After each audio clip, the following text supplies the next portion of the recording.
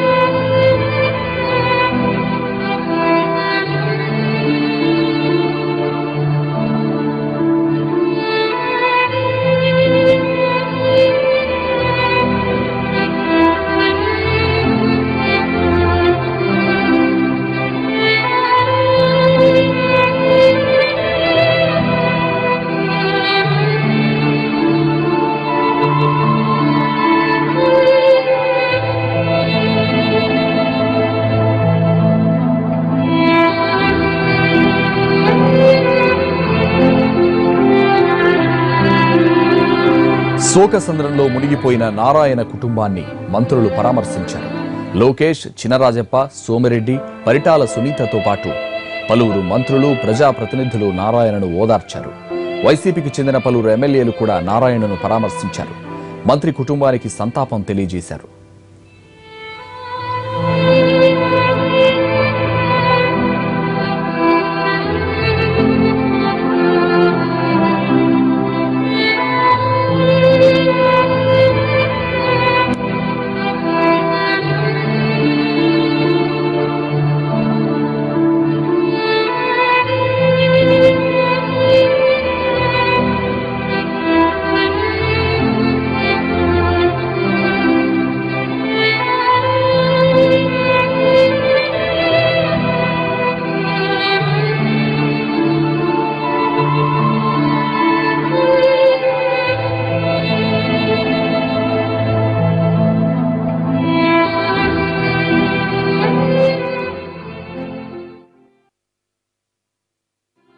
నిషిత్ నారాయణ మృతి నిన్న జరిగింది. చాలా బాధాకరం.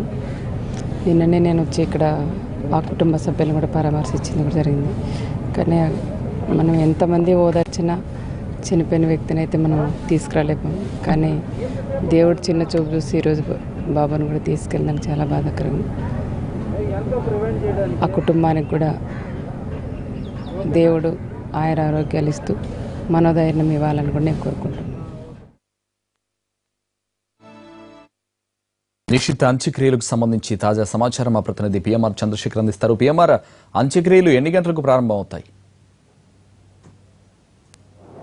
సంతోష్, మరి కాసేపట్లో అంత్యక్రియలకు సంబంధించిన ప్రక్రియ ప్రారంభం కాబోతుంది. ఇప్పటికే నిషిత్ మృతదేహాన్ని సందర్శించి ఆయన కుటుంబాన్ని పరామర్శించేందుకు మొత్తం పార్టీలకు అతీతంగా ఇక్కడికి నారాయణ మెడికల్ కాలేజీకి జరగడం జరిగింది. ప్రస్తుతం మనం చూస్తున్న విజువల్స్లో తెలుగుదేశం పార్టీకి సంబంధించిన, ప్రభుత్వానికి సంబంధించిన మంత్రులు కానీ, అలాగే ముఖ్య పార్టీకి సంబంధించిన సీనియర్ నేతలు ఎవరైతే ఉన్నారో వాళ్ళందరూ కూడా ఇక్కడికి చేరుకోవడం జరిగింది. లోకేష్, అలాగే సోమిరెడ్డి చంద్రమోహన్ రెడ్డి, కళా వెంకట్రావు, గంట వీళ్ళందరూ కూడా ఇక్కడికి చేరుకుని నారాయణని పరామర్శించడం జరిగింది. చినరాజప్ప వీళ్ళందరూ కూడా ఉన్నారు. పత్తిపాటి పుల్లారావు, అలాగే కొత్తపల్లి సుబ్బారాయుడు ఎవరైతే పార్టీ సీనియర్ నేతగా ఉన్నారో వాళ్ళందరూ కూడా ఇక్కడికి వచ్చి పరామర్శించి ఆయన కుటుంబానికి అండగా ఉంటామనే విషయాన్ని ఆయనకి ధైర్యం చెప్పడం జరిగింది. సో ప్రస్తుతం మనతో కొంతమంది నేతలు ఉన్నారు, వాళ్ళని అడిగి తెలుసుకున్నాం.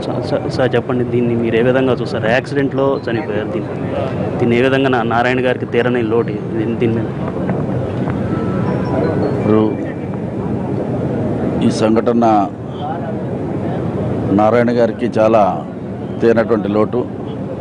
ఎందుకంటే చేతికి అందొచ్చినటువంటి కొడుకు ఈ రోజున అన్ని రకాలుగానే కూడా అటు వ్యాపార రంగంలో చూసినా, ఇటు రాజకీయ రంగంలో చూసినా అన్ని రకాలుగా తండ్రికి చేదోడు వదడుగా ఉండేటువంటి ఒక సమర్థమైనటువంటి బిడ్డని ఈరోజు నారాయణ గారు కోల్పోవటం మనం అందరూ కూడా ఎంత ఆయనకి ఓదార్చినా ఏం చేసినా కానీ తీరని లోటని సందర్భంగా తెలియపరుస్తున్నా. ఇటువంటి పరిస్థితులు ఎవరికి కూడా రాకూడదని తెలియపరుస్తూ, నారాయణ గారు ఇటువంటి పరిస్థితుల్లో ధైర్యంగా ఉండాలి. వారు బిడ్డను కోల్పోయిన దాని గురించి ఆ లోటుని మనం ఎవరు కూడా తీర్చలేం. కనుక వారు ధైర్యంగా ఉండి భవిష్యత్ కార్యక్రమాల్లో మరి సేవ చేసేటువంటి కార్యక్రమాల్లో ఆయన తనుమునకలై ఈ విషాదాన్ని కొంతవరకు మర్చిపోవడానికి ప్రయత్నం చేయాలని మేము నారాయణ గారిని కోరుకుంటున్నాం. అదేవిధంగా దైవం కూడా నారాయణ గారికి ధైర్యాన్ని ప్రసాదించి దీని నుంచి తట్టుకునేటువంటి శక్తిని నారాయణకు ప్రసాదించాలని దైవాన్ని కూడా కోరి ప్రార్థిస్తున్నాం. మీరు చెప్పండి సార్, దీన్ని ఏ విధంగా చూస్తాం? చిరంజీవి నిషిత్ యాక్సిడెంట్లో మరణించడం చాలా దిగ్భ్రాంతికి గురి చేయడం జరిగింది. ఎందుకంటే నిషిత్ బాగా చదువుకొని నారాయణ ఇన్స్టిట్యూషన్స్ నడిపేటువంటి స్థాయికి నారాయణ నిషిత్ని తయారు చేయటం, ఒక మంచి సమర్థతగా ఇప్పటికే కొన్ని నిరూపించుకోవటం, ఆ విధంగా సడన్గా రోడ్ యాక్సిడెంట్లో మరణించడం అనేటువంటిది మా అందరికీ దిగ్భ్రాంతిని గురి చేసింది. మాకు అత్యంత సన్నిహితుడు నారాయణ గారి కుమారుడు ఈ విధంగా జరగటం ఆ కుటుంబానికి తీరని లోటు. ఏ కుటుంబానికి కూడా భవిష్యత్తులో ఇటువంటి దుర్మరణాలు రోడ్డు ప్రమాదంలో జరగకుండా ప్రభుత్వం కూడా చర్యలు తీసుకోవాలి. ఆ విధంగా వారి కుటుంబానికి నిషిత్కి ఆత్మకు శాంతి కలగాలని, నారాయణ గారి కుటుంబానికి మనోధైర్యాన్ని ఇవ్వాలని భగవంతుడిని కోరుకుంటా ఉన్నాను. సో మొత్తం మీద అందరూ కూడా కొంత బాధను వ్యక్తం చేస్తున్నారు. నారాయణ కుటుంబం మనోస్థైర్యాన్ని కోల్పోకుండా ఉండాలన్న అభిప్రాయాన్ని వ్యక్తం చేస్తున్నారు. ప్రస్తుతం అంత్యక్రియల ప్రక్రియలో భాగంగా ఆయన నిషిత్ మృతదేహాన్ని ఇంటి లోపలికి తరలించి అక్కడ పూజాది కార్యక్రమాలు నిర్వహిస్తున్నారు. ఆ తర్వాత ఇక్కడి నుంచి ర్యాలీగా అంటే 6 కిలోమీటర్ల దూరంలో పెన్నా నది ఉంది. ఆ పెన్నా నదిలో అంత్యక్రియలను నిర్వహిస్తారు. సో ఈ 6 కిలోమీటర్ల మేర భారీ స్థాయిలో పెద్ద ఎత్తున ర్యాలీ నిర్వహించి అంత్యక్రియల ప్రక్రియ చేపట్టాలని చెప్పి నిర్ణయించుకున్నారు. దానికి సంబంధించిన ఏర్పాట్లు కూడా జరుగుతున్నాయి. ఇది ఇక్కడున్న పరిస్థితి. Vote studio. Thank you PMR.